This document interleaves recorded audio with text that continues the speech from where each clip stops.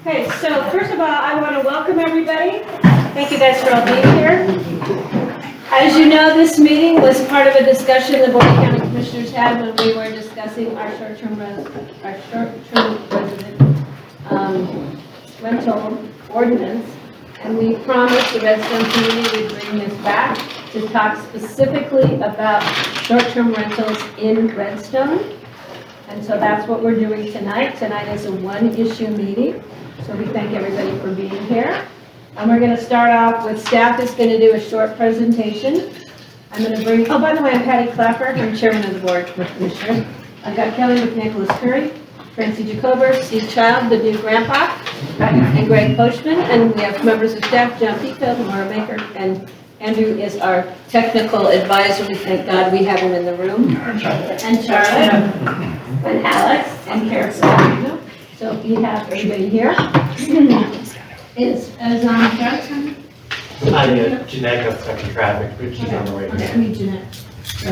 Been here all day. So we're going to start with staff presentation, bring it back to the board just for comments and questions, and then open up the public comment. We're going to try, please, and keep it to 3 minutes.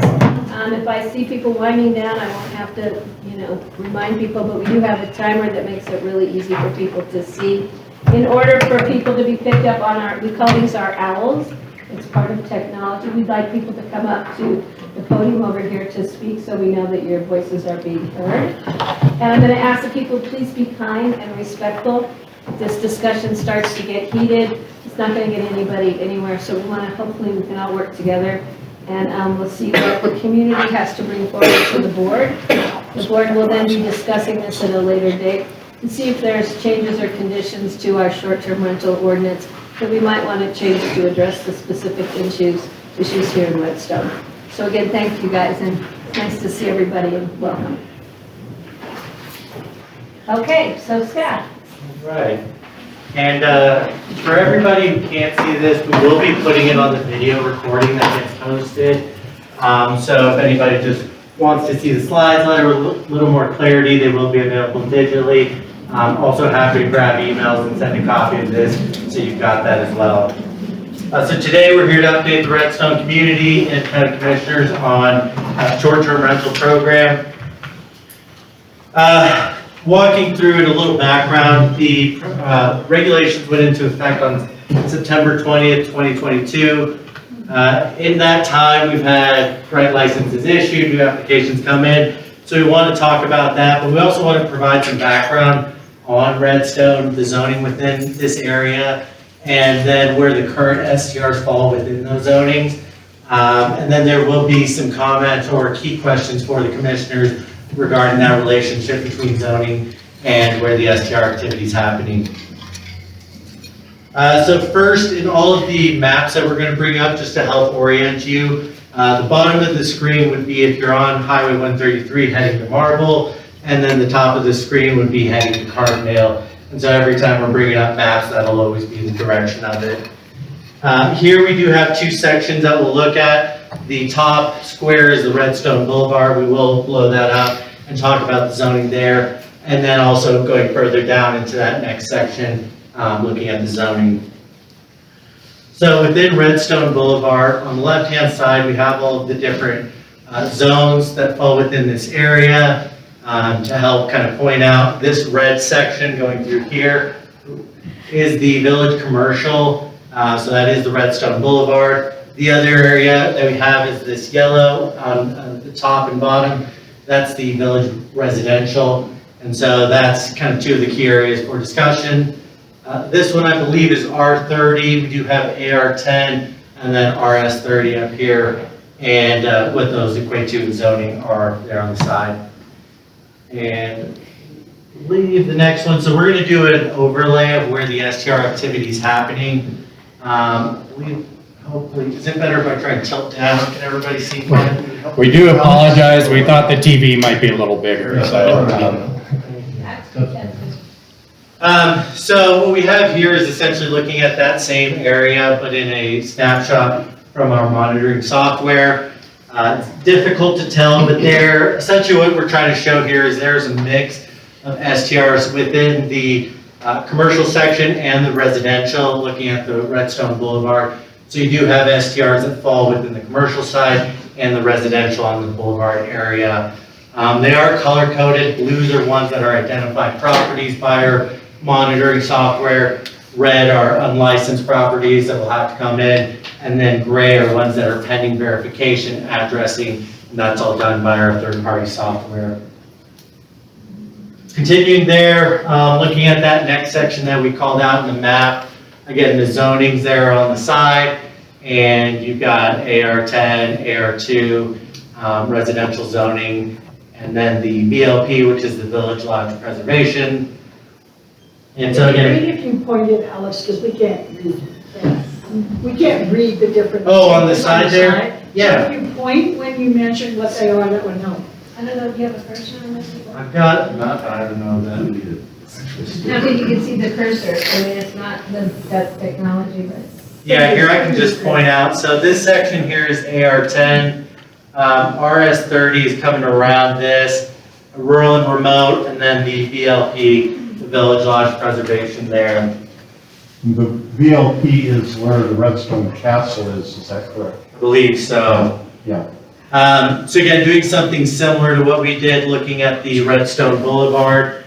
The takeaway here is that, again, you're seeing activity in an AR10, in RS30. So we do have activity in all of these on top of what you're seeing in that Redstone Boulevard area. So when we're looking at Redstone, there is STR activity that our monitoring company has identified us of, and that fall in all those various zone districts that we just outlined early on. Alex, really quick, a question. Are the dots people who have applied for STR licenses already at this point? Or just ones that you have identified through other means? Yeah, both. They're ones we've identified through our third-party monitoring software. What they do is they use a data algorithm or computers to monitor all the major sites, Airbnb, Flipkey, VRBO, and if they've ever seen this property listed on one of those sites, then they know there was some level of STR activity. And then that color coding, that's where they go in and identify, yes, this is a current active listing. No, this was an old listing that's no longer on the market. And so they do all of that. They provide us that information. We are in the stages of integrating the ones that have come in for licensing with this. So in the future, we will be able to call out where the licensed properties with the county fall on a map. Any other questions for the commissioners on kind of this zoning piece and where we're seeing existing STRs? This is for, are you seeing any in the rural remote areas where you? Not in this section, no. In Redstone, Do yeah. we have a total number estimated now with our outside? Redstone, next slide, yeah, we're gonna be looking at that exactly. So when we're looking at Redstone STR in the licensing side, we've had 13 applications that have a Redstone address that we've identified. Now, there's gotta be some additional analysis of those that are near Redstone, but ones that we could clearly link to Redstone, we call out here 13. 8 of those have been issued licenses so far, and this was pulled as of yesterday. Now with that, when we're looking at our monitoring software has identified some, around 78, give or take, that have some level of STR.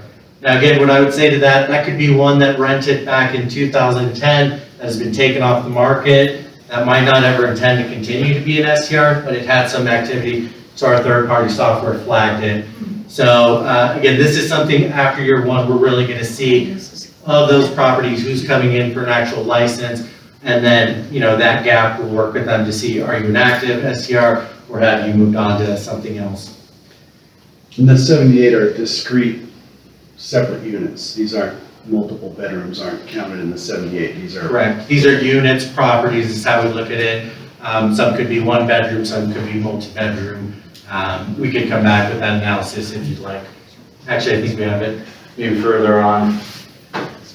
Yeah, so here we're giving a Redstone specific breakout, and if you're asking what the average bedroom count, we calculated that to 1.7, and then the occupancy is 5.1. Now, these are, of all the listings we saw, what we came back with on an average occupancy and listing. I think one thing there that, you know, we want to look as we get to licensing is there is a 2 people per 1 bedroom per the regulations. And so this relationship should really be a 2 to 1. And so that's something going forward, we're going to look to make sure that that's followed per regulation. The average minimum night stay that we found on current listings, again, the regulations just took into effect, so we'll be looking for this number to change, but it is at 3 nights average stay. And then the range of the price per night that you're seeing on the low end could be $50 a night. On the high end, we're looking at over $700 a night here in Redstone. And that might change with the holiday season. Correct, that's not accounting for the November, December bookings. That's just looking from year to date to September. And any questions on that, commissioners? And I just want to add too, for the public, the reason it's 2 people per bedroom is based on septic use, because we don't want to overtax septic systems, because we, of course, don't have the water and sand specifics as the city of Aspen or Nice Village. So with this, we just want to take a chance again to discuss what the licensing process is for anybody here who has been waiting or want additional information. We've kind of put together a graphic. So first, step 1 there is you have to submit a digital application through Sages. We have a lot of different videos, documents to help you through, or we're always available if you want to come into the office or schedule a virtual meeting to do that. You must provide the 5-year rental history, just proving you're an existing STR that had booking activity within June 2017 to June 2022. That's for the commissioners to make sure existing STRs stay on the market, but no new STRs come online. Along with that, we need an assessor's property report. That valuation is how fees are calculated, and so you can see it as well as us. And once you submit that application, staff does an initial review to determine if it's complete to move on in the process. If it's not, staff will work with you to get the additional documents or information necessary. And then in step 3, we wanted to call this out. We've heard some confusion about the noticing. So per the regulations, any property owner or property management company that is operating an STR must notify adjoining property neighbors. So that's if you share a property boundary with any STR, you should have received a document stating that they intend to operate as an STR. If you have any comments, they call out sending those comments to Jeanette Muzio, who's our short-term rental manager, and she's adding those into the complete package for that review of that license. And so for licensed applicants who are going through that, we walk them through. But if there's adjoining property neighbors that haven't received that, definitely reach out and you know of existing STR activity near you. Now, if you're a property neighbor that doesn't have an adjacent boundary, but you're maybe a street down and still feel the impacts of those STRs, you're still able to provide comment. You can definitely still send those to us. That is all the things we look at when we're determining if a license gets issued or rejected. And so any questions, any scenarios, always feel free to reach out. We're happy to dig into it, make sure that that comment gets recorded and goes forward for the longevity of that license. Maybe not this year, but next year, understanding impacts that we get. After that comment period closes, that's a 14-day period where anybody can provide comment. At that point, staff reviews everything, all the comment that's been provided, the application, and they either reject it, at which point it goes through an appeal process, or they approve it, and then it goes on to get an issued license. And so that's the workflow right now. I think earlier we heard a comment from Greg that it seems a little cumbersome, but I think when we walk through it, we tried to automate it, make the system, hopefully make it as easy as we can for all of you. So, and again, we're always available to help walk through in the case that there's any difficulty with that. Just a clarification on the appeal process. If you submit an application and it's rejected, you have a 5-day window which you can call, get in contact with community development, file your request to have an appeal, and that appeal will be scheduled as soon as possible with the hearing officer. Following that, if you still have issues, that you can appeal then to the Board of County Commissioners for a final decision. And there's a time frame for that, Todd explained to you, so it doesn't go on and on. We're not doing questions right now. Let's get staff finished and we can for that, because we want to make sure we have plenty of time for public comment. So this is actually our last slide here. Really the key discussion for the BOCC should short-term rentals within certain zone districts be treated differently. And this is that village commercial, village residential, AR10, all those different ones we called out. In regards to the requirements such as rental history, minimum night stay, total nights able to rent, etc. That I think we wanted to bring for the commissioners to discuss here. And that's really the only key discussion item we saw for the commissioners. I'm going to look to the Board of Commissioners. We do have some comments or questions from the public. Do you mind if I? Go ahead. Okay, so we'll do so since we're moving, our time is good. Are there any members of the public who just have some short questions? Yeah, please. Just please give your name for the public record. Sure, Bruce Carr, I live here in Redstone, Illinois. I just have one quick question. You're going to limit notice to abutters when somebody applies. Is there going to be a further requirement as a publication notice so that the rest of the world sees it? You know, in the Crystal River Echo or something else, just so that everybody else knows if you're going to limit it to abutters actually getting notice from the applicant. So the ordinance as written does not require that. The notice goes just to adjacent property owners.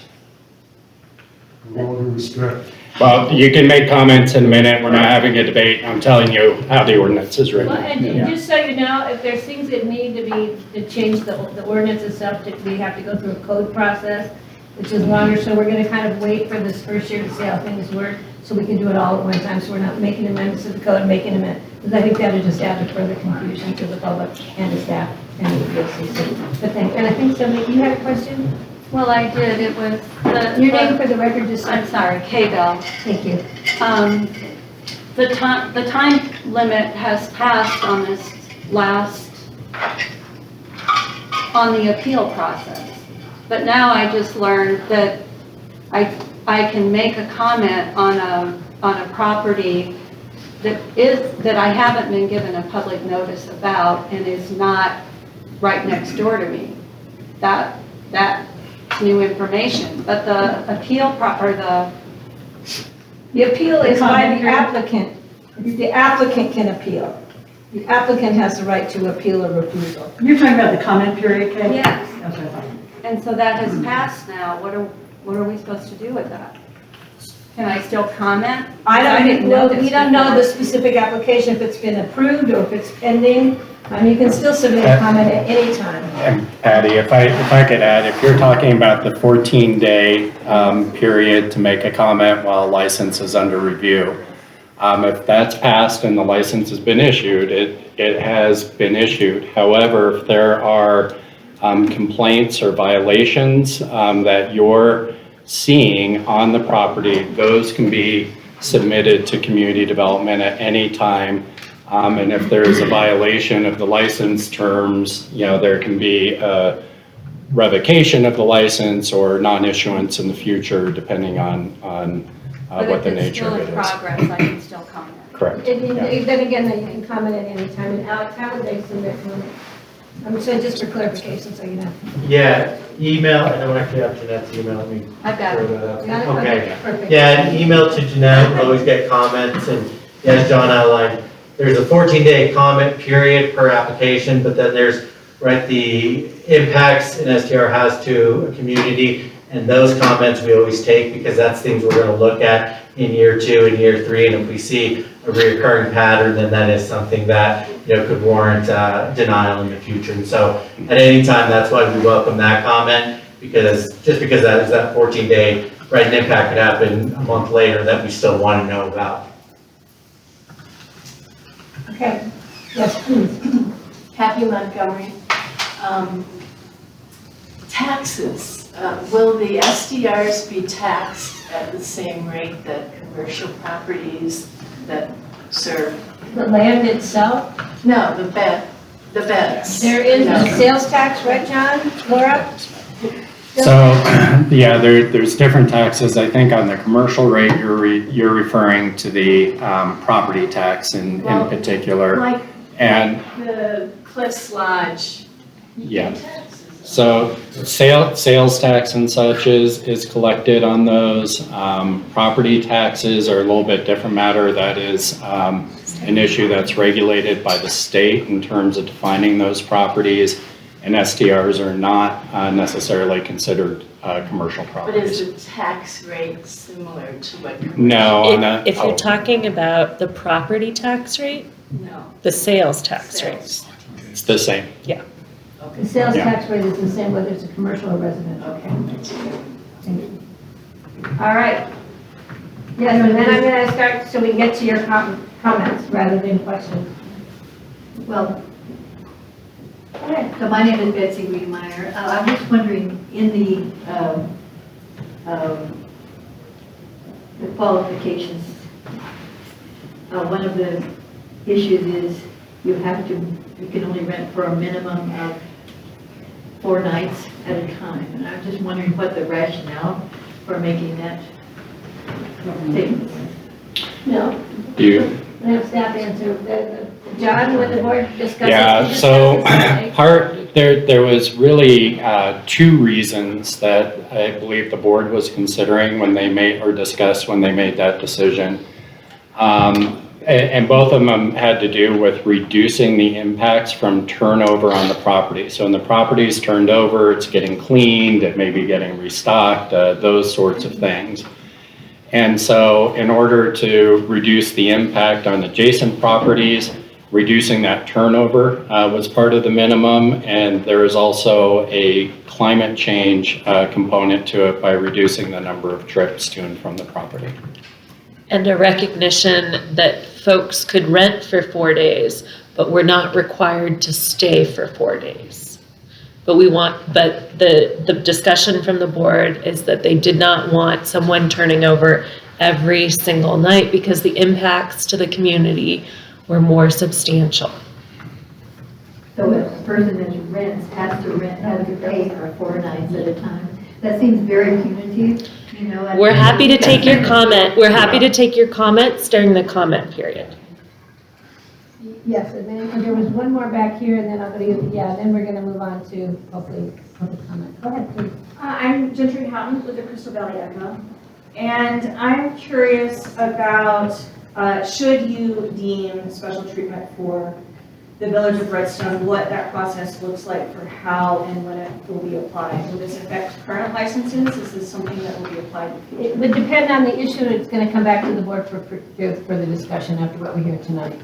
And we have to book some time on the board's agenda for work session to discuss issues that the board hears. So we will keep you posted. Thank you. Sir, and then I'm hoping we can go to public comment, because I'm waiting to hear from everybody. Yeah, Matthew Betcher. I just had a question about the climate impact on the short-term rental versus any other living situation. And I was wondering what sort of analysis was done, what research, what data was collected to base the decision that short-term rental guests actually have a greater impact than long-term residents. It's not necessarily that, it's the people, the maintenance companies driving up and down Valley on the highway. We have plenty of. Okay, but again, was there specific research or No, we haven't done data? a study because we're still gathering the information. Part of the licensing program right now is collecting some of that data, and so it was a rationale around those impacts. Yeah, I was just curious because if we're setting minimum night standards based on climate change, that certainly should be done on some sort of research. I think you can extrapolate some of that data just based on transportation issues and their impact on climate. And we do have data related to how residences are used in the valley, like in Pitkin County, and, have, for example, set like our employee mitigation rates based on whether homes are non-resident occupied or resident occupied, because we have the studies to demonstrate that the additional services for non-resident occupied are higher, and that's how we, have measured vehicle miles traveled, have measured the number of employees generated. So we do have that information that, does have a correlation with climate change and can equivocate to greenhouse gas emission. So that's, I know what I have relied on in this justification. Well, I mean, that's not what we have found, but that's, I guess, for later comment. Sir, please, name for the record. My question, Dave Johnson, Thanks. my question is also, did you measure other data versus anecdotal feelings or press headlines, such as the traffic data that I submitted to you guys? Did you take that into consideration? That was factual data. Well, right off the top, I can't refer directly to the factual data that you submitted. Traffic reports for this We've town. taken into consideration all the information that was given to us from our studies that we've done previously or from information we received from the public. And we did receive from several people some really, very informative and interesting data, actually, in some cases, and maybe you were one of the ones who. David did submit some significant stuff to us, yes.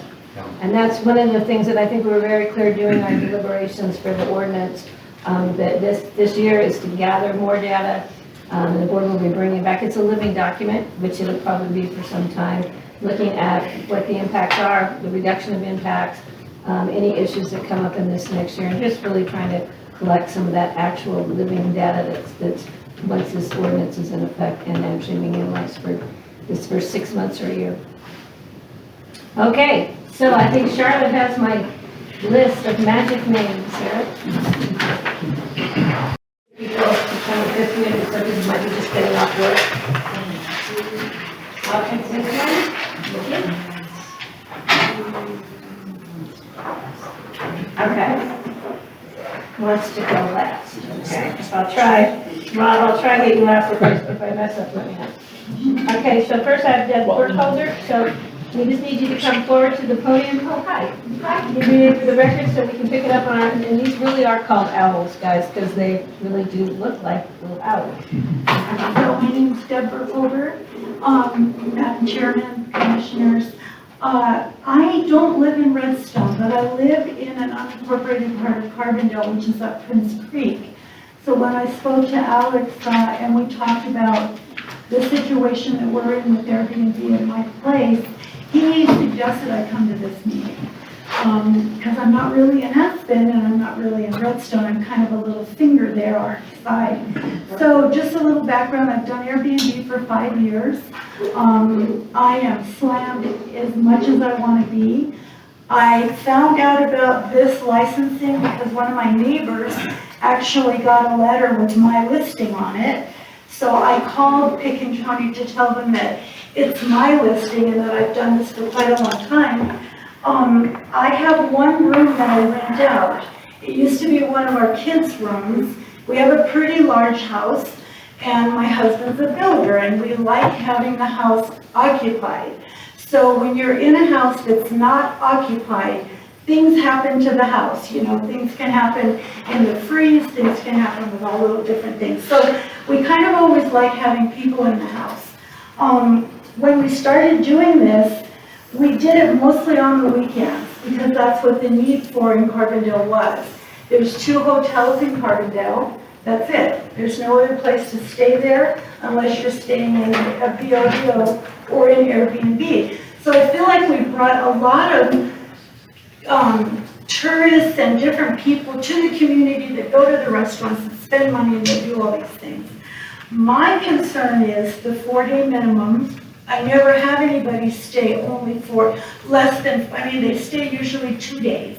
We don't usually have people stay 4 because a lot of the people that we have are coming up on the weekends from Denver, and a lot of people are traveling through and stopping in our area, going on to other places. So that was one of the things that I needed to ask about. And the other thing is that we added full solar to our house probably 2.5 to 3 years ago because of Airbnb.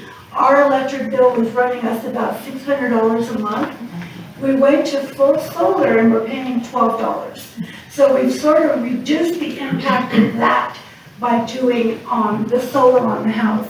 We're also on well and septic, but my kids are gone. We have 3, and we're kind of replacing that space. for people that are coming to stay. So I don't feel like we're adding a huge amount of impact to our area because we have that impact existing before the kids all left. The 3 of them are all gone and moved away. The other thing, the really quick thing, and I'm not sure if I'm coming up on my 3 minutes. Yeah, your time, Yeah, I have You got a little 27 longer than seconds. Okay. I've never talked in only 3 minutes. Okay, the other thing is the fees. The fees are based on the entirety of the house. And we only rent 300 square feet, which is a bedroom. My mouth is pretty dry. Can I take a drink of my water? Okay. So I only rent 1 bedroom, and the fees are pretty high, I think, for renting that 1 bedroom. But I mean, we don't have to do Airbnb. It's always been fun. We've done it for a long time. We've been a 5-star review, and we've had over 500 people visiting over the years and from all different countries, and especially Denver. But the fees are based on the entirety of my whole house. So I think that's also another thing that it feels like that's a lot when you're just doing 1 bedroom. And I don't know if exceptions are made or not. I'm not sure. Well, just real quick, because your time is up. One of the issues the board may possibly be reviewing over this next year is the number of days and looking at when just a partial part of the property is utilized. So that's, but we are trying to gather again the data for this first year so we know what we're looking at before we make changes in this as well. Right, thank you.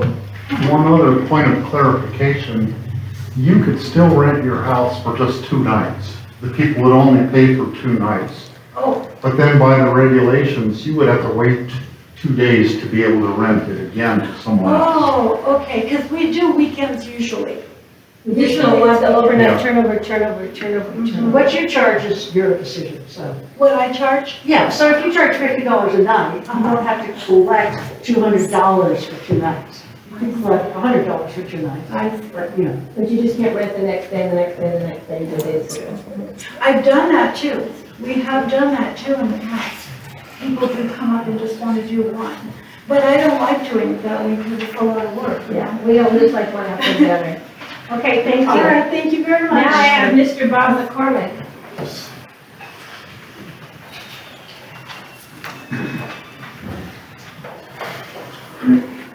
Did you notice I called you Mr. Bob? I am getting old. The term of due respect.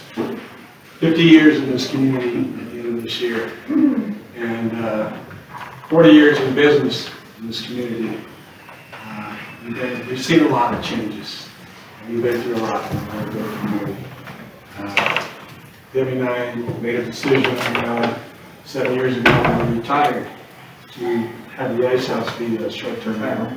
We own a commercial property. We've owned it since 1992. I first had a ski shop there in 1984.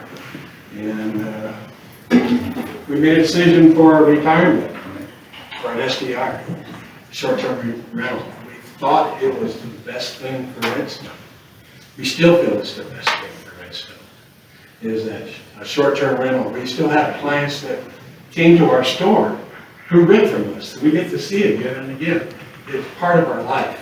And I think that people want to take that away from us is heartbreaking after everything we put in this town. I spent over 20 years on the fire department here. I spent over 20 years on the water board, past president. We have worked hard to try to make Redstone not just a subdivision, not just a fancy subdivision and people who don't interact. A town of commercial people that have to make a living. And those people that make a living need tourists to come here.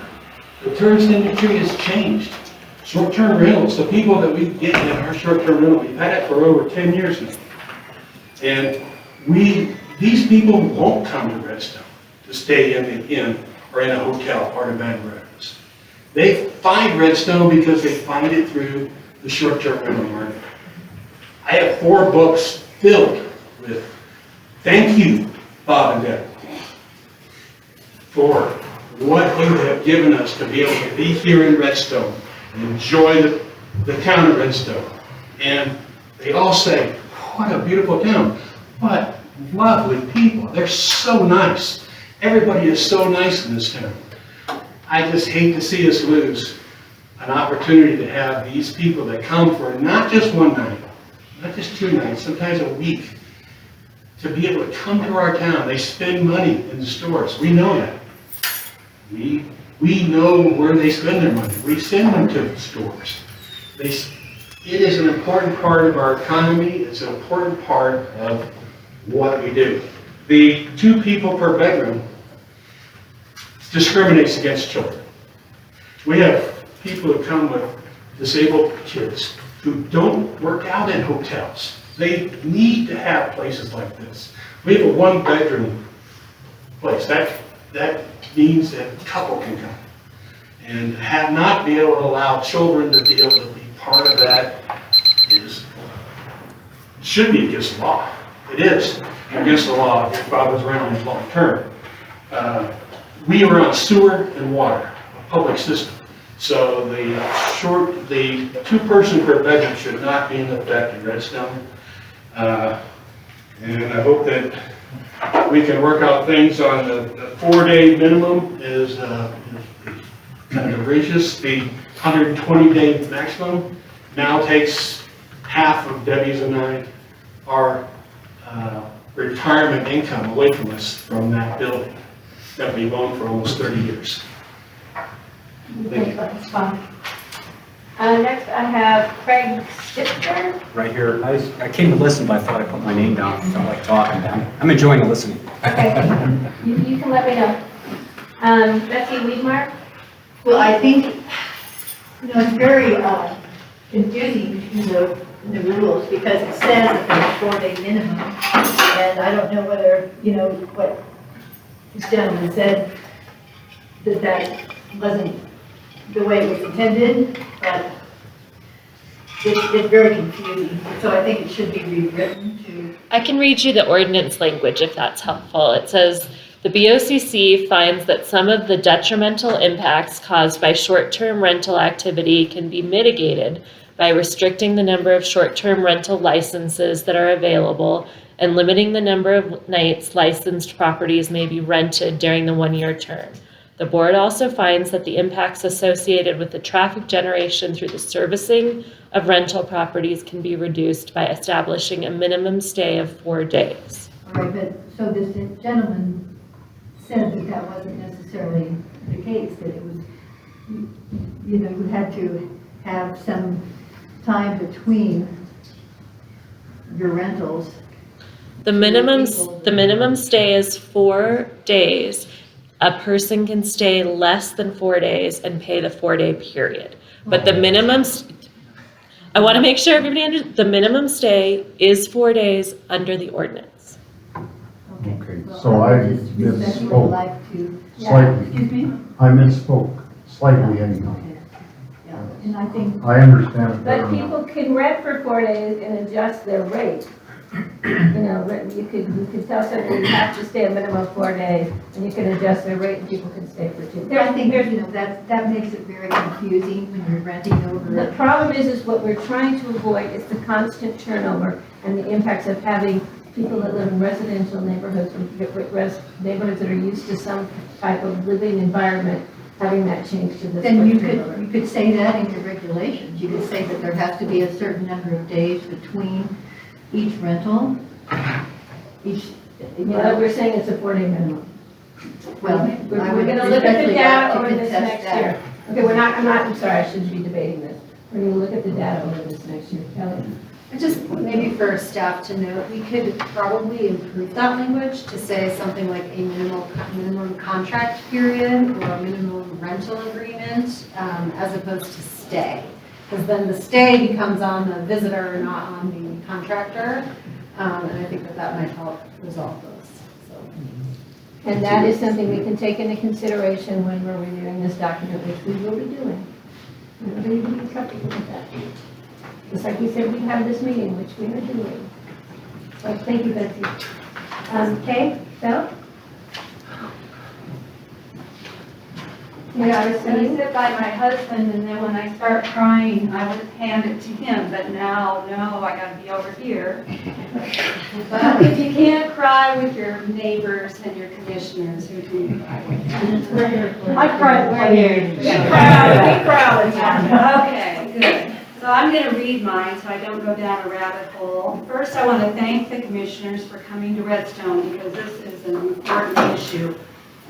My name is Kay Bell. I'm a full-time resident on the north end of the boulevard, the residential end, and I have lived here and owned my home for 37 years. I am not happy about the overabundance of STRs in the village of Redstone. The extreme nature of the problem came to my and my husband's attention 2 summers ago when a neighbor hosted his daughter's wedding. Every STR on our end of town was rented to accommodate the guests who came. This was in the middle of a pandemic, when we were all trying to take care of each other while people from every hot spot in the country came here. Only one person, an older woman taking care of a baby, wore a mask. There were a number of altercations with neighbors, and they basically trashed our end of town, which we were left to clean up. This doesn't lend itself to the meaning of the word community. This is when we realized the STR thing is over the top and out of control. I'm particularly unhappy with businesses being allowed on the historic village residential designated end of the boulevard. I've been told this is allowed because the state of Colorado has decided to tax STRs as residences. However, Pitkin County is embarking on implementing a lodging tax on STRs. Thus, they're a business. Regardless, I purchased my home on the residential end of town for the peace, quiet, and community that is supposed to come with what residential stands for. Yes, communities are changing, but how about we don't become like every other town? Instead, let's preserve the unique, historic character of Redstone. I am willing to accept if someone lives here part of the year, say 6 months, and wants to use their property in this way to make their mortgage or offset the upkeep of their home. However, if a property is being used solely as a business on the residential end, I do not want it operating in historic village residential.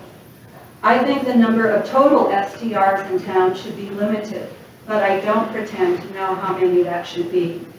I would like that decision to be made with the input of our locally long-established lodges, the Redstone Inn, the Cliffs, and Crystal Dreams Bed and Breakfast.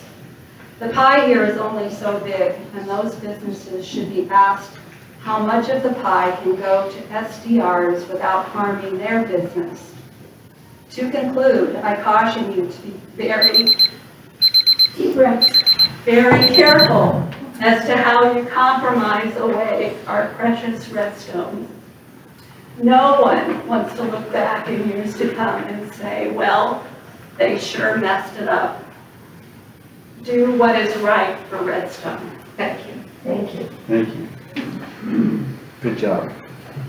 Deep breaths, that always helps. I think it is, You're catching my memory?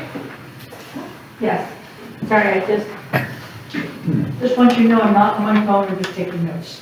I'm talking on my phone, I'm texting. can you do that from here? I can't play. Okay. I live in the neighborhood across from the castle. It has an HOA, and our neighborhood has decided the minimum rental is a month for homes. That's just a little context. I'm a super volunteer in Redstone. I've been on every board but one in the town.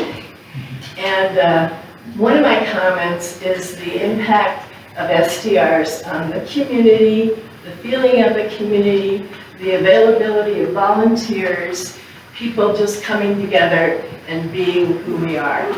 I think there's a big difference between owner-occupied SDR and not occupied SDR. My friend Betsy is owner-occupied, so she doesn't have the people coming to clean it and stock it up. It's her home. And so you might think about changing the rules between those two kinds of situations. And I agree with Kay that the number on the boulevard is a critical piece because too many STRs and we've lost our community. Thank you. Okay, next we have Ms. Wagner.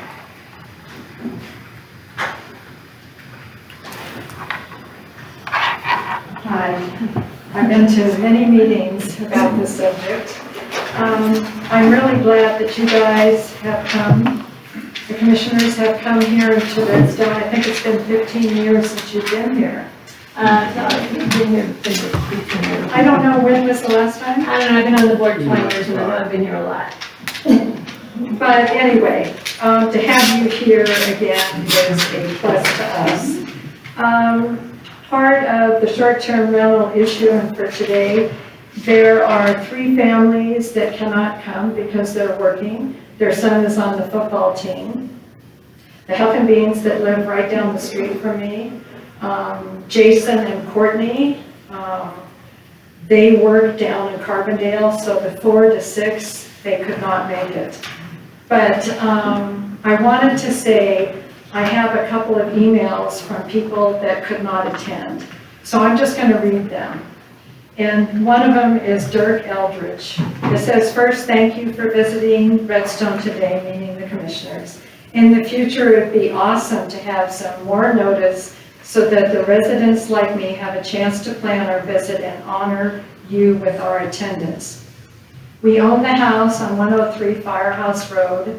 My wife Stacy and I both feel strongly that no short-term rental should be allowed in Redstone.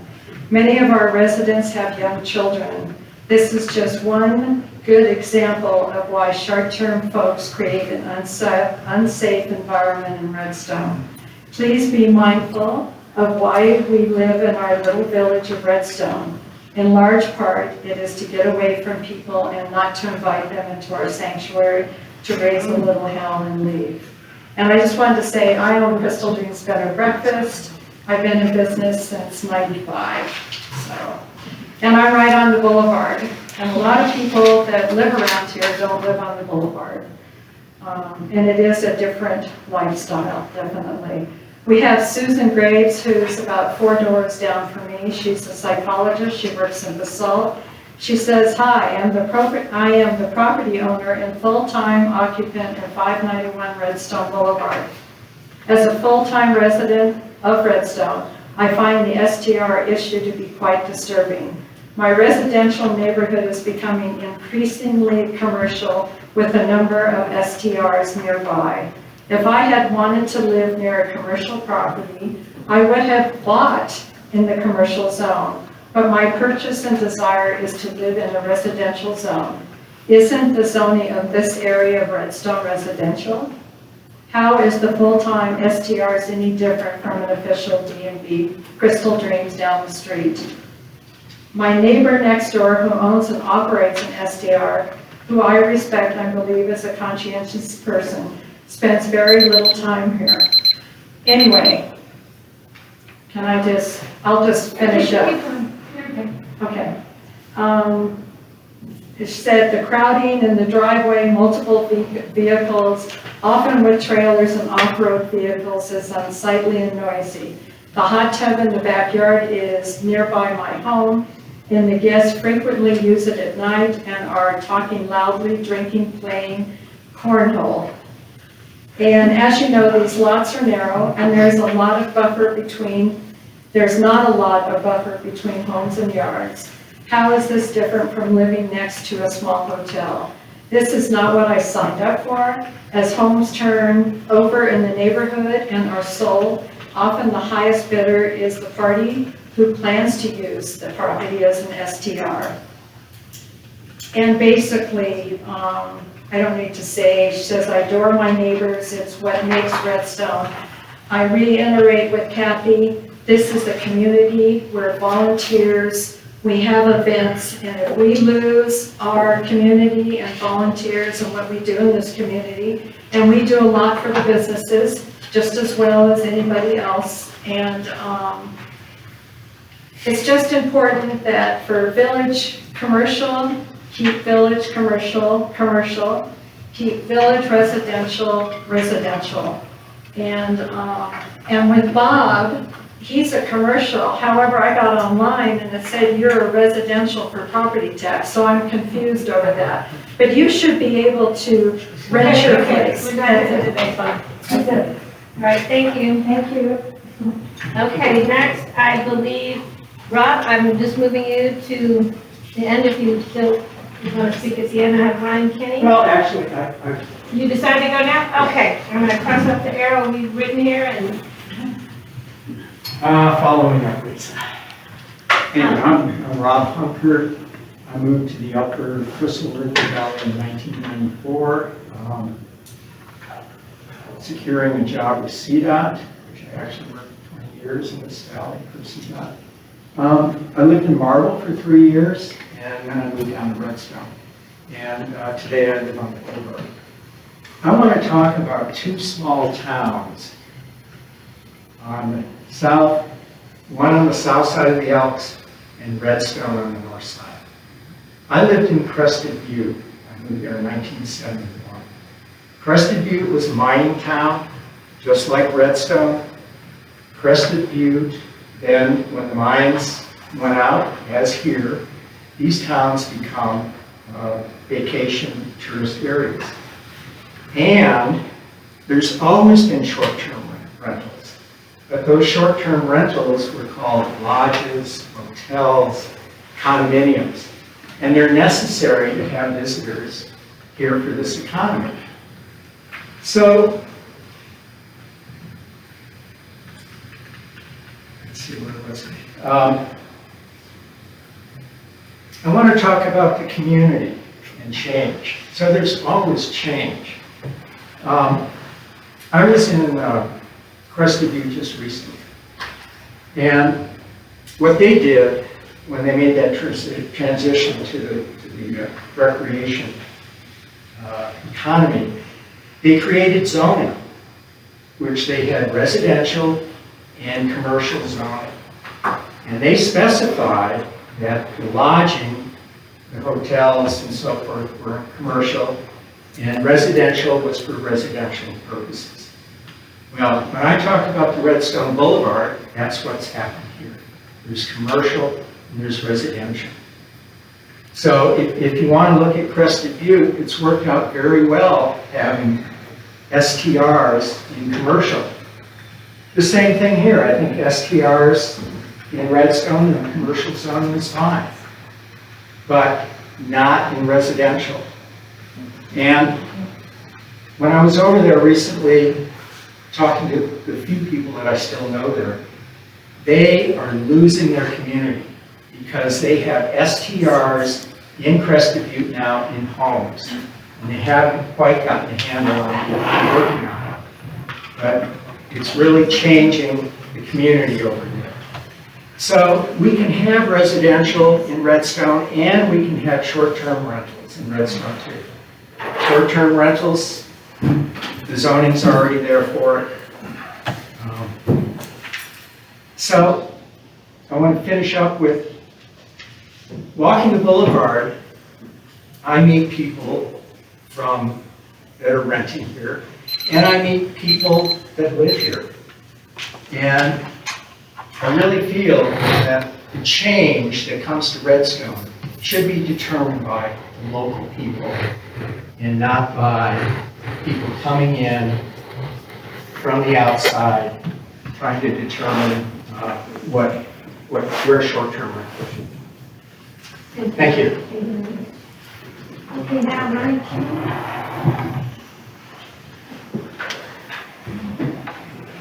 Hi, my name is Ryan Kinney. And I've lived here for 10 years, 5 years directly on the Redstone Boulevard. I'm also the manager of the Redstone Water and Sanitation District, and we do base our rates based on 2 people per bedroom.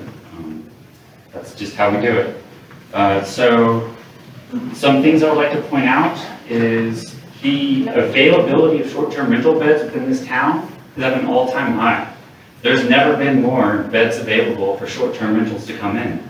Yet we hear retail businesses complaining constantly about lower traffic. There's the least amount of retail businesses on the boulevard that have been here in 30 years. I feel like these two things are connected. As we have more and more short-term rentals, we have less and less business. Also in my household, the two of us support 3 businesses. If our house was to be converted to a short-term rental, it would then just be supporting one. Those 3 businesses keep all the money local. We eat here, we buy our groceries down in Carbondale, everything we do is here. The short-term rental money leaves, it's gone. Goes out of the county, out of Redstone, sometimes out of state. It's not being spent here. The next thing is winter conditions here are extremely harsh, harsher than Carbondale. People from down valley and tourists don't have adequate cars. They don't have adequate tires. They're causing all sorts of problems on the highways. We don't need more tourists during the months when travel is the hardest to accomplish. Last year, there was an RV that flipped on 133 and stayed there for a month. No one to pick it up. A tourist, no doubt.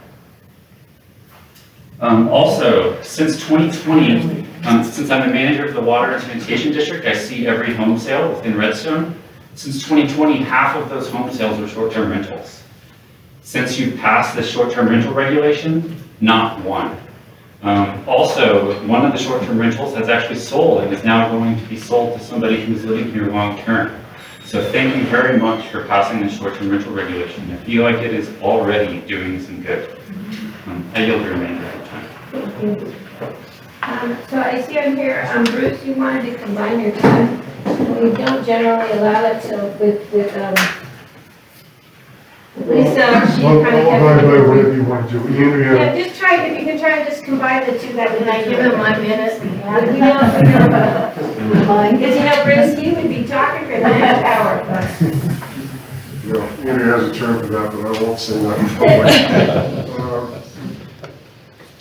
Andrea did write out her remarks, so I have them here. I'm going to have my head down most of the time, reading as fast as I can. I apologize for that. She is in Aspen when you guys are here, and she's chairing the Pitkin Healthy Community Fund meeting. It's not each nonprofits will get some grants or whatever. So her apologies for not being here in person. And she asked me to share her thoughts with you, so Andrea. Look to your left, look to your right. Your neighbors once lived, now stand short-term rentals. When we first arrived here 6 seasons ago, Redstone Boulevard was a neighborhood. We knew our neighbors, we volunteered together, we watched out for each other. Some summer residents and full-time renters came and went from year to year, but the rest of us were here all the time, and it was a community. That has changed. The short-term rentals on the boulevard are not primary residences. Nor in most cases are they even vacation homes. They've been purchased solely as investments, and once a home becomes a short-term rental, we lose another neighbor. In addition, these rentals attract large groups and parties with no limitation on the number of guests or cars, with nobody to monitor or manage what goes on. We have little emergency services readily available, depending on where the sheriff's cars are. Any given time, we may or may not get a quick response to something that is clearly out of order and needs addressing. Despite the fact that at least one investor has 2 short-term rentals on the boulevard, some say they intend to live here or retire here, and that they can't afford the property if they can't rent it out. Well, guess what? A second home, a third home, that's a luxury, that's not a necessity.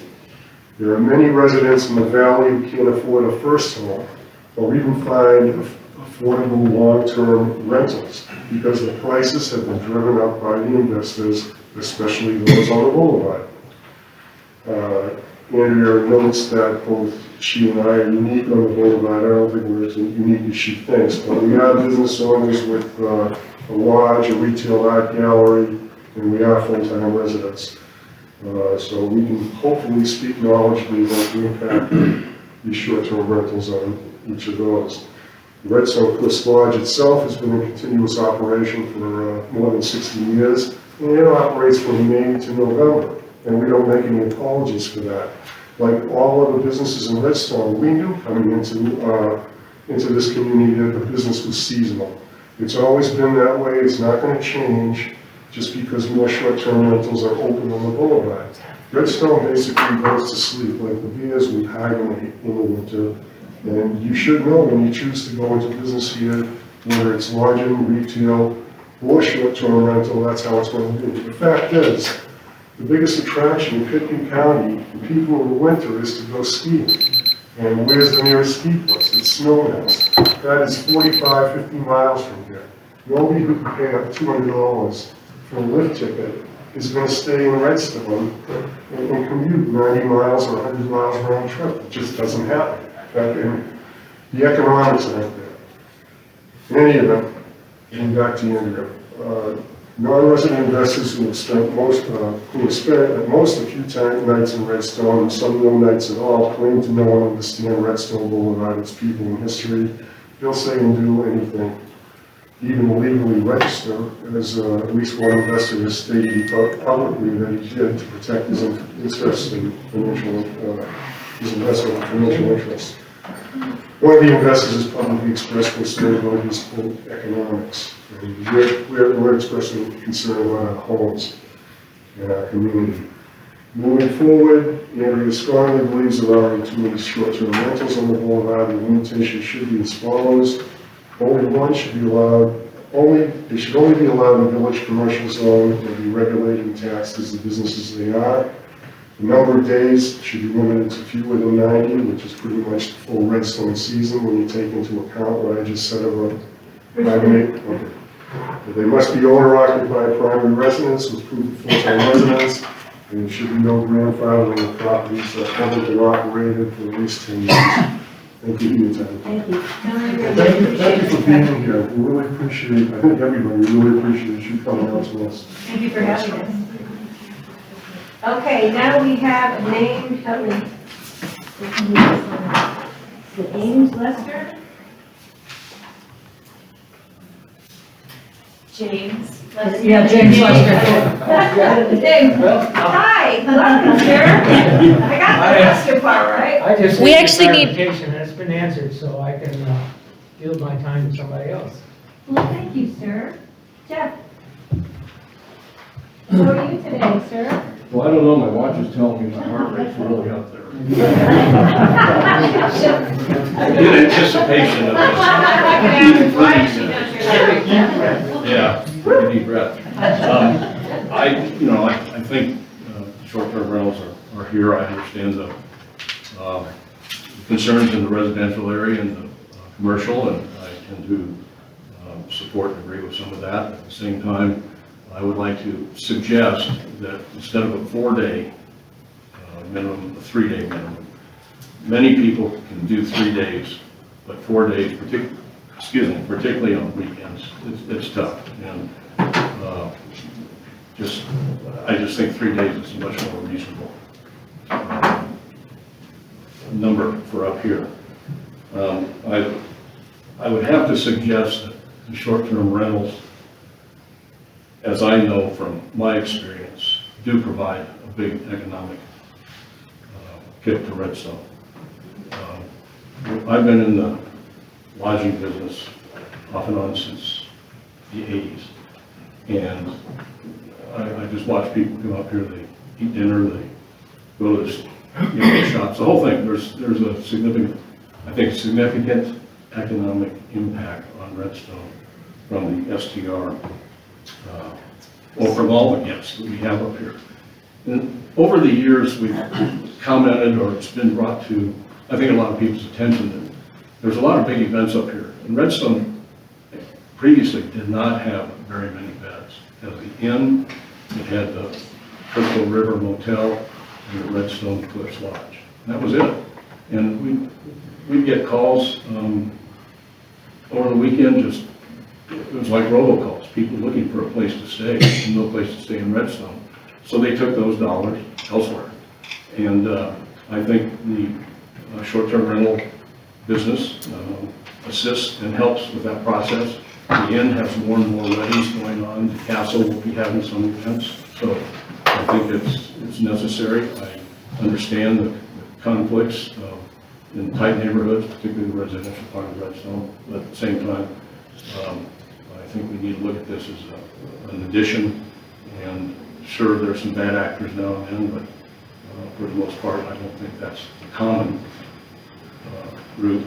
I think it's people will call and let you know. Anyhow, thank you. Thanks for coming out. Thank you, Jeff. Okay, next, Mr. Durham, you said you were here and didn't want to speak. It's nice for you to be here. So our next speaker is David Johnson.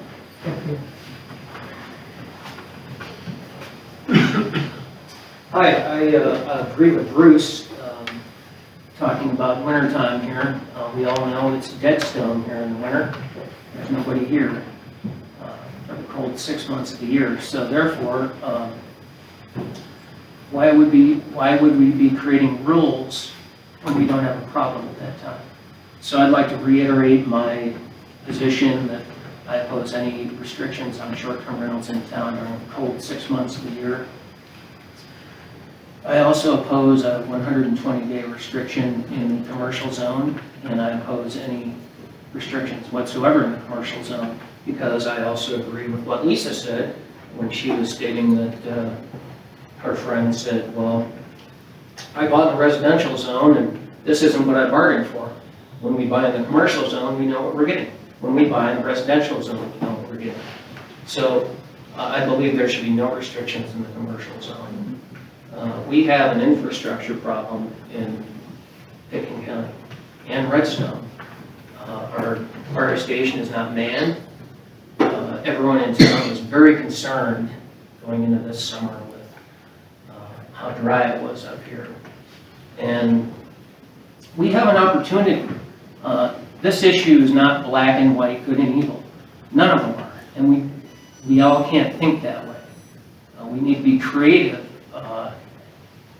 We can use some taxes from short-term rentals to try to help staff our fire station, and countywide by paying first responders what they need in order to live here. And so I urge you guys to be creative with your solutions.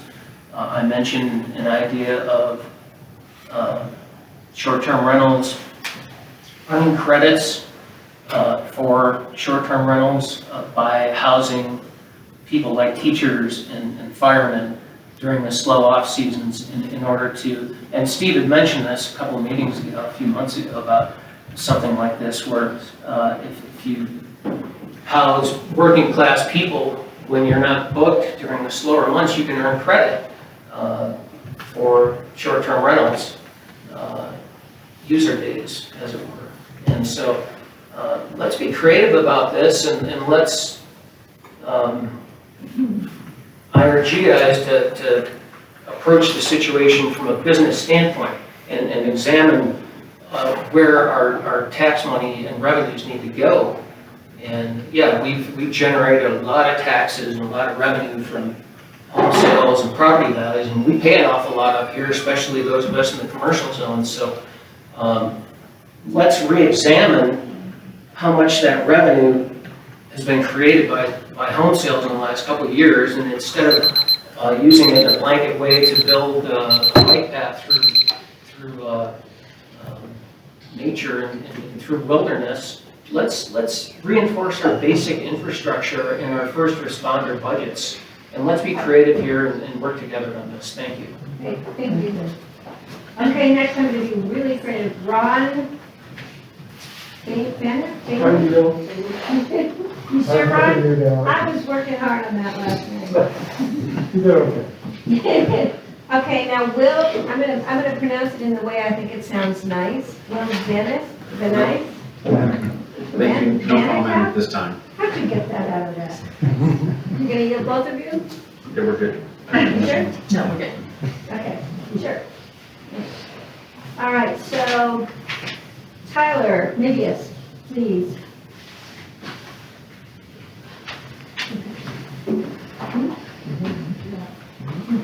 Hi. Tyler Navius, my wife, Oriana Navius, is here as well. Our children are 5th generation Redstone. My father-in-law's Jeff here. So we care very much about this community and particularly the Boulevard. We bought our first property on the Boulevard in 2001, which was a short-term rental, and also the offices for Jeff, because it allowed us to be able to do that. We also own the co-venture space in Carbondale on Main Street, which is a nonprofit to help foster economic resiliency for Main Street to Carbondale. And then we recently bought the Redstone General Store, which we're very proud of. And this is a different community than Pitkin, so thank you for being here and listening to us. This is going to be an iterative process to try to find what is the right fit. But the store needs short-term rentals. I have 15 years of data on the store sales. It's directly correlated.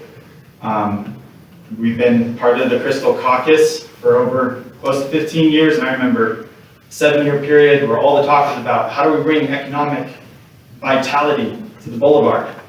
Businesses are dying, we can't do anything. That went away with short-term rentals, or at least it eased and brought it in. So I very much think we just need to respect the economic engine that it produces, because it provides taxes for infrastructure. And so that Pitkin County can get a helicopter and fix the tower up on Elephant so we can maybe get internet here reliably. So I just want us to recognize that it's important. It's important to us, for the store particularly, and want to just have everybody, it's new times that we need to take a look at what's right for us. We are opposed to any restrictions in the commercial zone, particularly, so as part of that, and looking forward to continuing to work all this out as a community on the right solution. So thank you. Thank you. I would like a helicopter too, just so you know that. Okay, now we have Hank on the front row. Yeah. Oh, see? Sorry, Mr. Fire. No worries. My name's Hank Manverlo. My wife is Shelley DeBeck, 4th generation Carbondale, and I've been a lifelong resident. We sold our home and a rental in Carbondale 2.5 years ago, and moved to Redstone because of the pandemic, and our grandkids are on the Boulevard. And we were not able to do homeschooling at home. So we had a great opportunity. We live on Firehouse Road. There are 7 residents up there, 7 homeowners, only 2 that are permanent residents, and the other 4 are second homeowners who come regularly and are opposed to any kind of short-term rental. The recent short-term rental sold at the end of Firehouse Road, used to be called the Northern House, and they sold because their short-term rental wasn't working out. And it wasn't working out just for the sake of the seasonal part of it. We plow our road privately.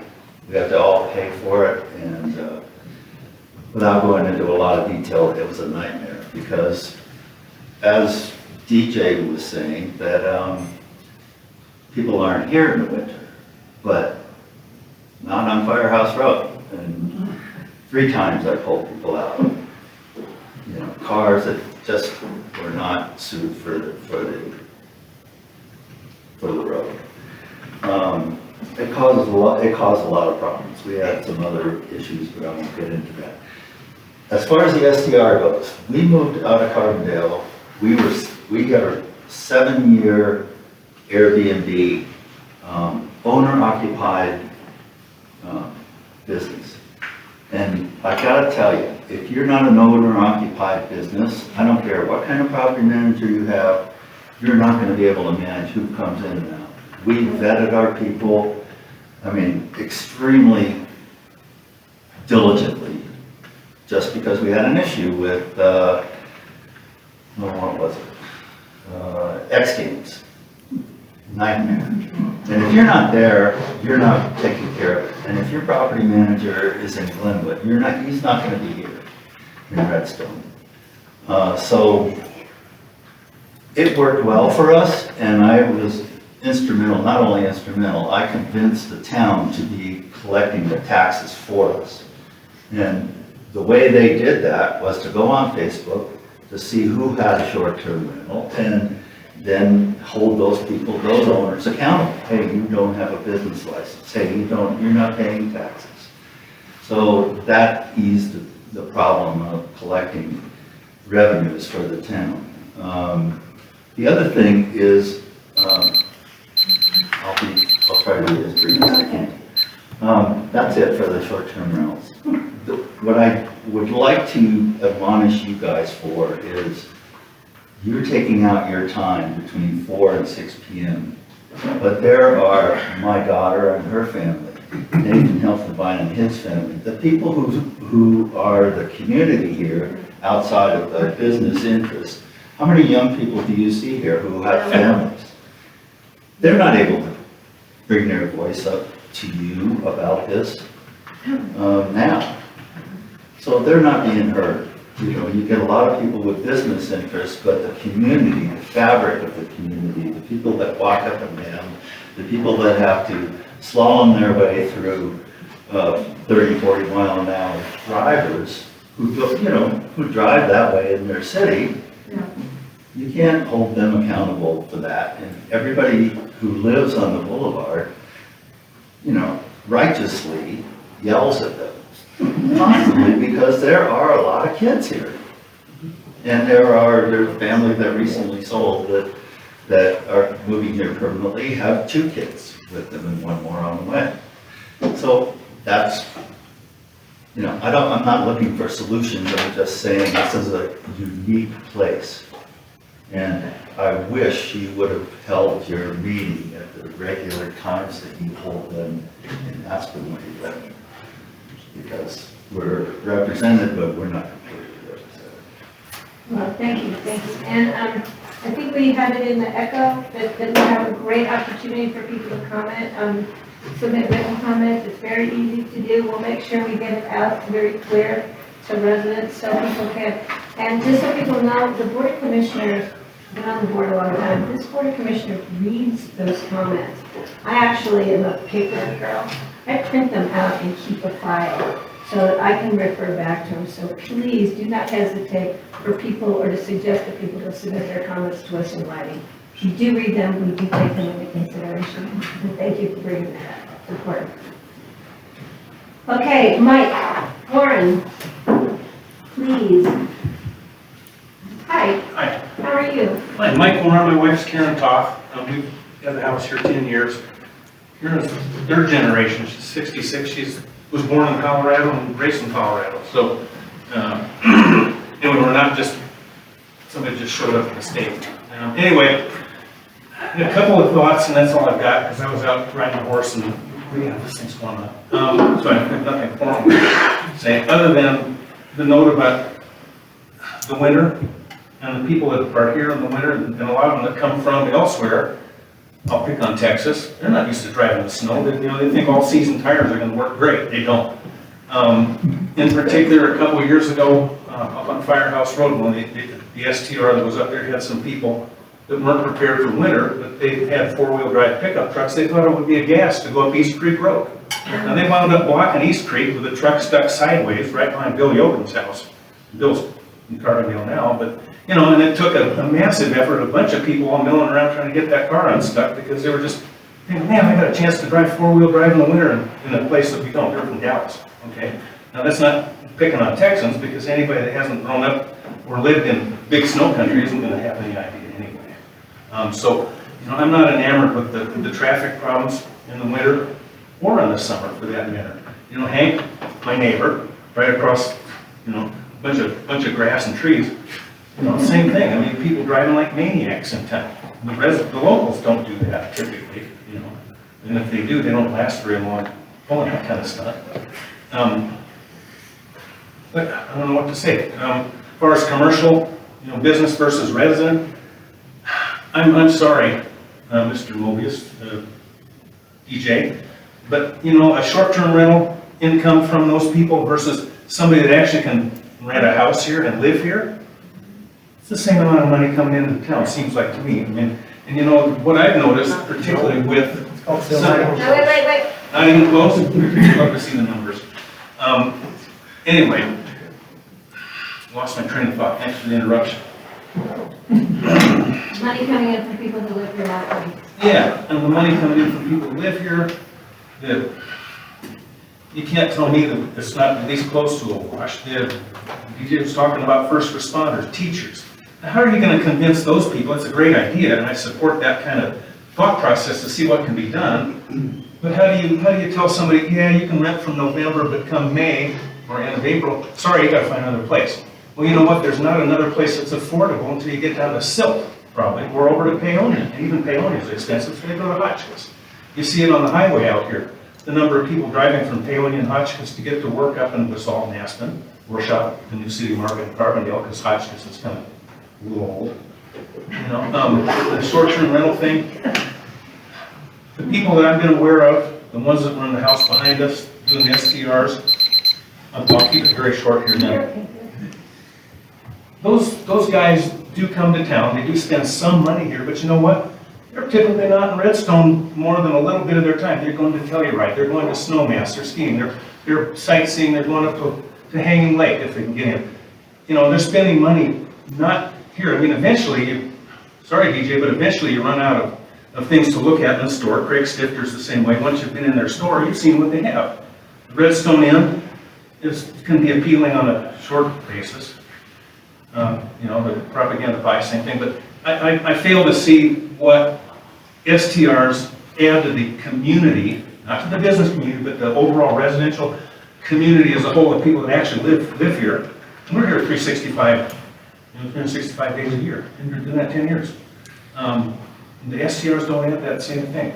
And you know, a full-time rental, if they were able to afford renting year-round, they would add to the community because they become part of the community, which short-term rental people do not. All right, it's just a fact.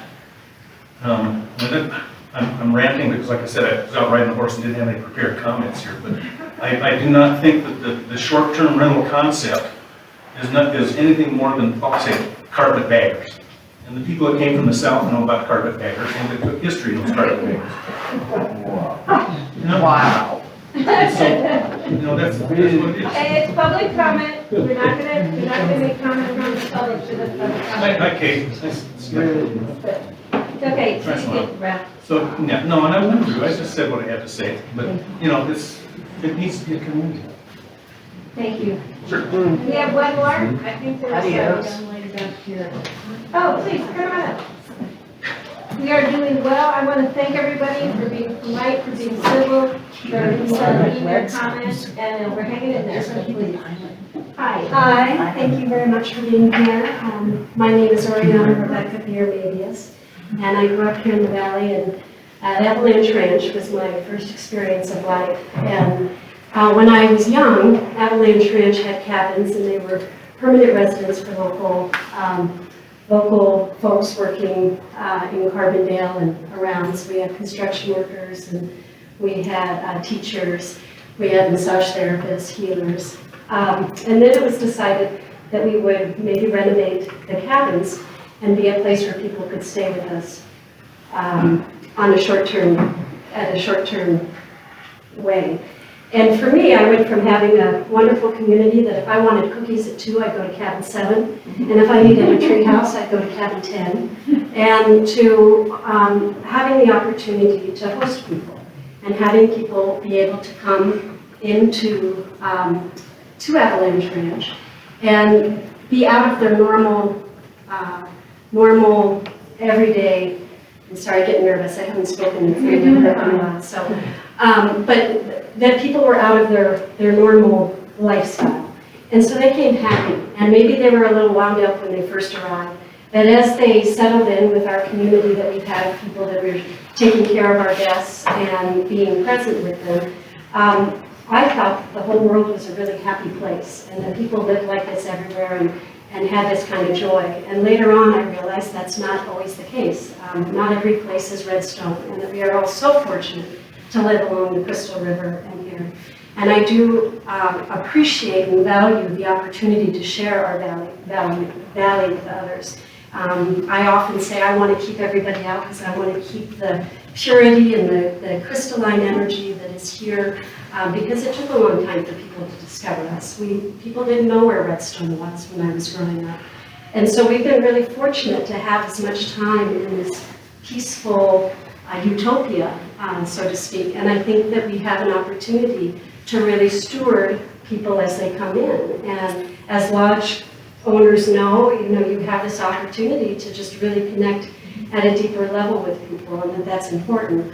Now, I do kind of feel the same way a little bit. I mean, we do offer short-term rentals. It's in my blood. It's what I love. I love having people and sharing, as I said before, the places that we live. As growing up here on the boulevard, a lot of the homes that are now residential used to be commercial. And we had artists that were living there that then had a gallery, and so they were always working. So there was a vibrancy on the boulevard that was really alive. And to be able to see that come back is one of the reasons why we picked up the general store, is to bring this feeling of buoyancy that takes both our visitors and our local community to be able to host and create a nice environment. So I know I'll speed it up a little bit, but I really like this idea of creative ways to use taxes with the firehouse. I'm not so interested in having internet being here all the time, although I know it's good for business. I would like to see that some of the residentials that or commercial that have gone residential, I'd like to see a more active presence if they are in a commercial zone, to see them bring some vitality and invite the community in some way. I don't know if that's possible. As a person who rents short-term rentals for my family of 6, it is important for us to have a home where we have a kitchen, where we can spread out and relax and be a family. Like, I really value going to other communities and having an opportunity to stay in a place that's being well maintained because of continued effort to be hosts to guests. I also like this idea of having the winter months be a time where you do host teachers. Teachers like to go travel in the summer. A lot of the teachers I know and other folks do. A seasonal thing works for them, and if they have a place to go in the summer, they go visit family, they travel, and that's actually worked well for us. Over at the Wild Horses, I'm calling it Wild Hearts right now, we are having the opportunity to house folks that are working in the community, and that feels really good, and we like doing that. But we also want to continue to invite people into our space and be able to host them and feed them and really show them what life can be like when we take care of each other.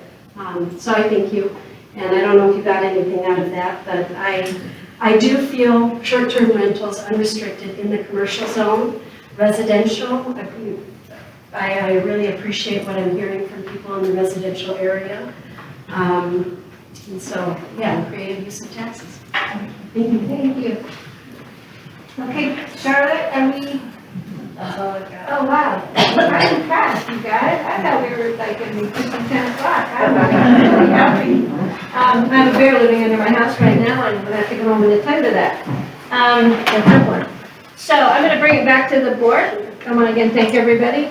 So I'm going to give the board some time to add some comments. As I said, we are not going to make decisions here tonight. We are just really grateful for the input we have from the community. And again, it's a learning experience, a living document. And we'll see where it goes from here. Steve, please. So I might end up asking the audience for more opinions, but I was hoping to find out, get more opinions about the 120-day maximum. Because I thought what is the season for the tourists in Redstone? How many months is it? Well, wait, that's going to be a problem, Steve. Well, no, I want to pose a question. Now, maybe they have to write letters giving more responses, but I thought we would hear a lot more about that. Because I'm thinking 120 days, I mean, we were tossing around 90 or 120 days. perhaps Redstone has a different number than 120 days that works for the businesses here. It depends on, and that's something that we, I think, need to decide on our list of. Well, yeah, and I think we heard a lot ideas. from people that said unrestricted use, I think that takes the 120 days. In the commercial, But so people would submit to the board if people have specific opinions on the 120 day. I don't know, again, it's just testing the waters, so we'll see what that does. Because I know if we open it up, there goes my 10 o'clock in my barrel, I'll be very comfortable when I get home. Okay, Well, I would like to hear from each board people who are here as well. I agree with Steve, and I mean, you guys have come here, and we're here to listen to you, and that's what I came to do. I don't want to express my opinions, most of you know my opinion already. And so I would like to hear some more people, and if you just want to give a few comments and tell why you're here, or that's what I'd like. We did open up public comment, and we heard from everybody who signed up who wanted to speak. So if there's anybody who didn't have the opportunity to speak who has changed their mind, unless we want to start from the first person all over again. Remember, I'm a new meeting here. We have time. Thank you. Yeah, we've got some information for people. If anybody needs any more information, please do not hesitate to contact us or Can I get that quick question real quick? You certainly So may. if we feel like we have a unique situation, is there some way that we can reach out to you, or who should we reach out to? You can reach out through the public comment information. It isn't on that sheet for people to submit comments through the laserfish on that. If you want to start with Jeanette and I, we can get some background on your specific situation, and then we can bring in BOCC manager as necessary. I think we just, right, generally, that's the best first point of contact is Jeanette. And then museum. Well, we do have a site. What's the site people can submit comments that goes through laserfish? So for folks, let me give you Jeanette's name. It's JEANETTE Museo, MUZIO, if you want to write that down. And you can find her on the website as well, but I wanted to make sure you had it Jeanette, spelled. if you would just stand up, so maybe give her a round of applause for all the questions she's going to answer. You can submit comments to her, or through you can submit comments to the Board of County Commissioners. It's really easy to find us on the website. Go to the pitkincounty.com website, go to Commissioners, and we're all listed. I'm listed first as Chairman. Francie will be listed first next year. As Chairman, you can submit comments to one of us. We'll share them through Charlotte. We share them with the rest of the board. So we're not closing a meeting in public without the public. So. Well, that's a great question, so please, we will take comments. Yes, sir. Matthew Betcher here. I just had a comment and a question. When you're looking at that data, I would suggest perhaps we look also at the commercial plots that are solely used as full-time residential as well, to understand the delta there. I've mentioned this in the past. When you consider the Redstone master plan and the goal of the master plan to develop a sort of one-to-one ratio between commercial and residential. There are currently, I think, far more plots in the commercial zone being used as residential, and then there are residential lots being used as short-term rentals. That would be interesting information, and you just spoken to the right person. He's our data guy. Well, and I put together the packet before that showed a lot of that data that we had collected. We appreciate that effort. And so I think that's important to look at, because as we've heard, there's a lot of conversation about allowance in the commercial, but then what do we do in residential? But I think it's important to understand the delta so that we're actually serving the community as a whole. Fair enough. Thanks. I'll just offer some observations. Yes, please. I just want to capitalize on the mention of the master plan. At one point during your short-term rental discussions, it was talked about that the staff would interpret how the master plan would deal with short-term rentals. And to my viewing, I have not seen that, and I would be very interested in knowing how the staff would interpret our master plan as it's applied to short-term rentals. I'm not sure what the status is of the, are we talking about the Redstone? Or the county master plan? We Redstone. You're talking about the Redstone master plan. So the ordinance as conceived was for the whole county. And so as the board now starts to consider, unique circumstances of this community and whether there'd be any unique regulations to Redstone, those would all be considerations insofar as the master plan might directly apply. The master plan is advisory to the board though, and not binding. And so as future policy discussions, and just to be clear for everyone here tonight, this is a work session opportunity for the board to take public comments, not notice for a decision-making process at this point. And so based on what the board hears and how they process the input that they've heard here tonight, staff will be asking the board for direction, how they'd like to proceed, what they want us to look at, and then we'll consider whether there's elements that the master plan might advise on, as well as the data pieces that have been talked about here tonight, and any other relevant information. And so probably can't answer your question specifically, but it's an advisory document to the degree that it applies to direction we get from the board following this. We'll have those conversations. Yeah, please. I just have one quick observation to make. I used to be a lawyer, but not in this state, so I don't We want to know your talk. history. I don't want to talk about it. I don't think there would be anything unlawful about using a commercially zoned building for residential purposes. I think there is a problem with using a residentially zoned property for commercial purposes. And I just want to make that point. That is something if we were to consider that change in use, we would have to. With all due respect to Go for our that, legal counsel. But he's just trying to look in this of fairness. Please, Mr. Reed.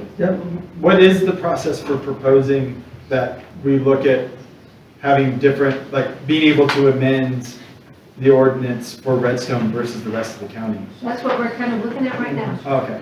So is there a formal, is that, we just ask for it? You are special. You are special. You're the only group right now, this moment, you are special. The group that we're looking at this point, and we promised you during our ordinance discussion that we would be here. And believe it or not, we are meeting our promise and we are here listening to you. We will take this information back. We will accept as much information as you want to give us in the future at all times. Kelly had a point, and then Kelly, please. Yeah, I've been taking lots of notes, I think, on everything everyone said, and I'm very grateful to you all and to meet many of you. My observations, I think, are kind of along the lines of Gentry counted here, is that there's a lot of agreement that I'm hearing around allowing SDR activity in the village commercial and not in village residential. And that one of the main questions to be determined, and I would think you all would be the best people to help guide that determination, is how many permits would that be or I hear some no limitation whatsoever, and I hear some limitation in coordination with the lodging providers. And I think from our process perspective, this seems right to me to take on kind of a master plan update type of process. I don't know if it would need that full process, but because what's different here is a real conversation related to uses and zoning, which we don't have to deal with in the rest of the county because we have such limited commercial and they're not really interacting with residential, and our ordinance is otherwise of universal applicability. That would be kind of the direction that I would like our board to vet. The master planning update process is very community based, and so it's not it's not just one-off changes to the ordinance. It would reflect a holistic planning process that we would engage Redstone to do, and we could offer staff support as far as getting data, looking at some of these questions about how is retail being affected by decisions in the commercial zone, and things like that. And what is the extent of use in the winter? Does it merit any limitation at all or not in the commercial zone? So those are just some of the questions that have stood out for me that I think that a future process could answer, that would really rely on, I think, your conversations and the value trade-offs. But I'm actually really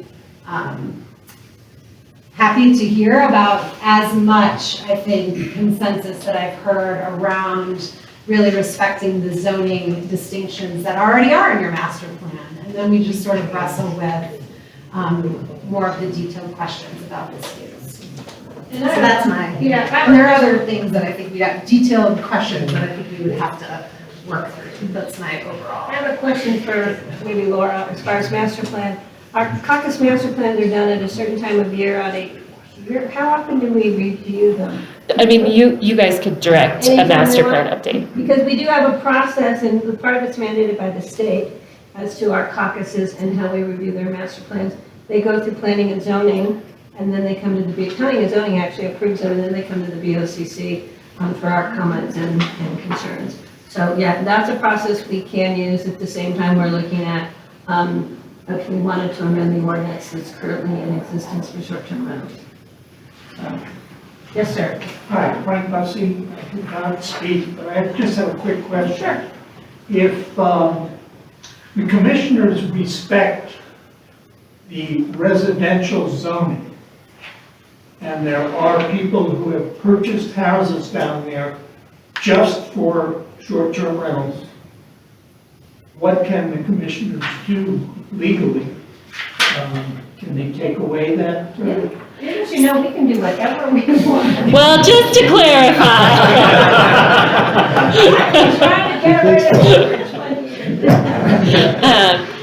So the commissioners do have a great deal of discretion in how they want to deal with short-term rentals, and that's done by state statute, vesting that with the local jurisdictions. In terms of whether or not someone purchases something and there's later regulations that don't allow for how someone might have intended to use that, that happens every day, and that's within the discretion of the board. Is that what you were asking? What I was asking. She said it nicer than I did. So Patty, my other question that I still don't have an answer for is, where are we going to draw the line? We're talking about Redstone. We could draw it just around the commercial and residential zone. We could include the Firehouse Road, which is a different zone district. We could include the 3 subdivisions across, where you have to cross the river to get to them. We could include the whole Crystal Valley or half, partway to Carbondale. Where are we going to draw the line? Because it's sort of the Redstone community and the greater Redstone community are different things. And that's something we would have to decide in this process. For me, that we need to start somewhere and see. What's the Crystal Caucus property line? Where do they draw it for the master plan for the Crystal Caucus? It's the whole Crystal valley, Valley. isn't it? It's the whole valley. We stop at the Garfield County line.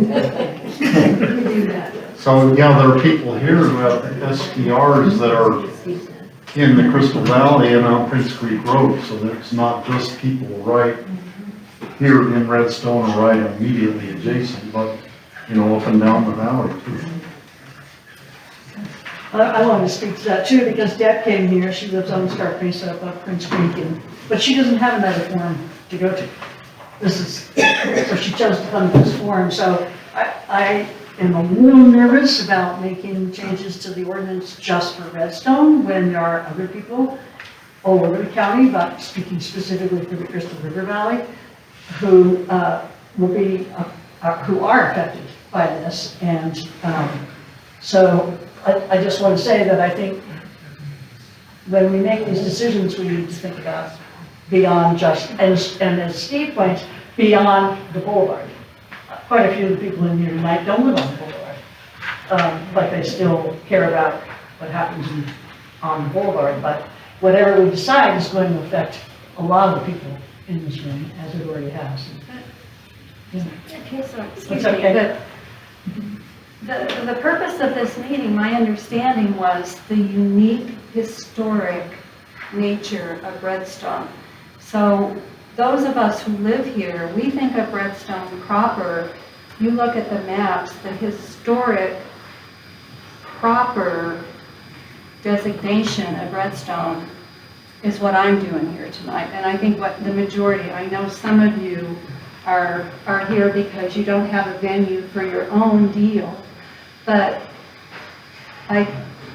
we were under the impression, I was under the impression that Redstone was going to be looked at and very hopefully pulled out as the unique historic place that it is. But that's beyond the boulevard, though. I mean, would you agree that Redstone is bigger than the boulevard? No.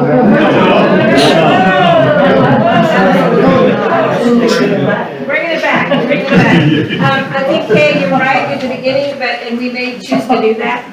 But we may have other issues in the rest of Pitkin County. Yeah. Says, oh, you're doing something special at Point A, what about us? So, we have a broader representation. We represent everyone in the county. Sure. But we're started here because we promised you we would start. But you are here for this. Yes, but that doesn't mean we won't consider doing something, what we might be thinking here elsewhere. You are special, we've said that for a long time, and we believe Redstone is special, for many reasons. Yes, sir? I think in order to define Redstone historic proper, I would suggest between the north and south bridge. Yeah. Yeah. Period. Sorry. Kelly, and then, Yeah, thanks. I mean, I want to be clear on what I would like my direction to be is that it is focused on the Redstone with their very clear zoning. I think that our conversations about the ordinance as it is universally applicable will happen after we have a year of data from how that has played out in other parts of the county.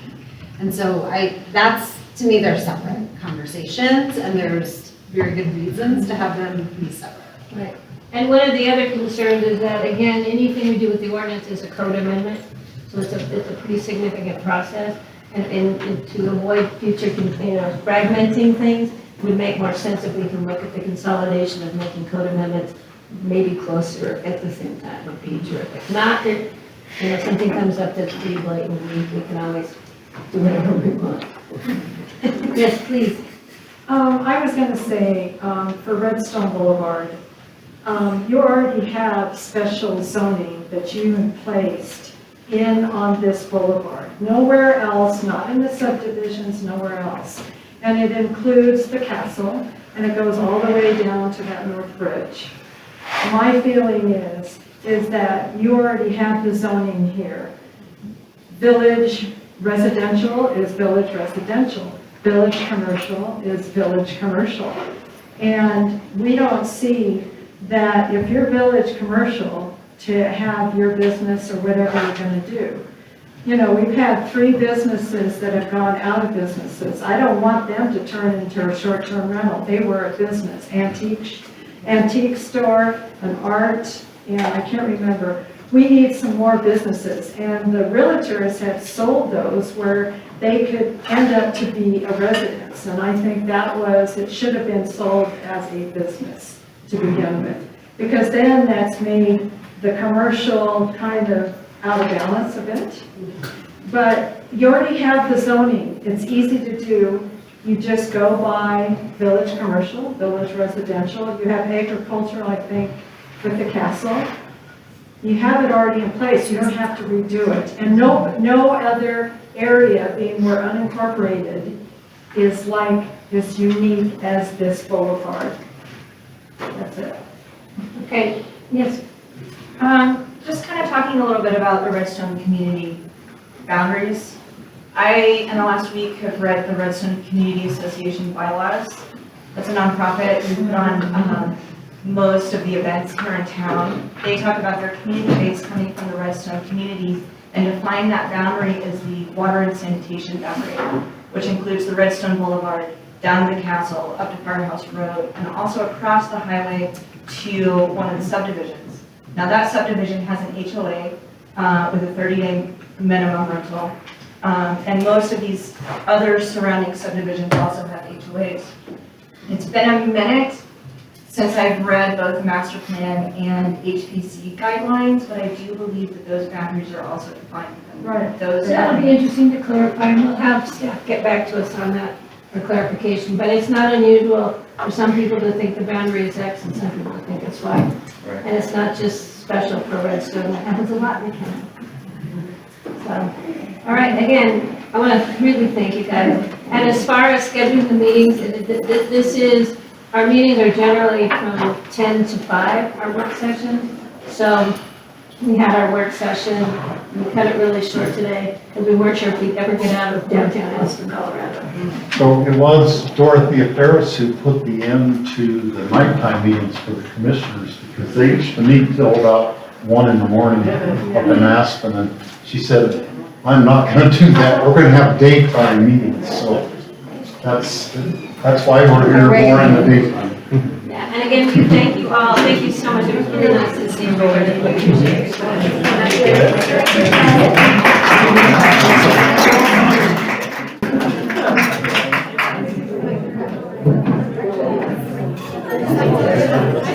I thought maybe you were with planning and zoning, right? No, so those hours. Planning and zoning.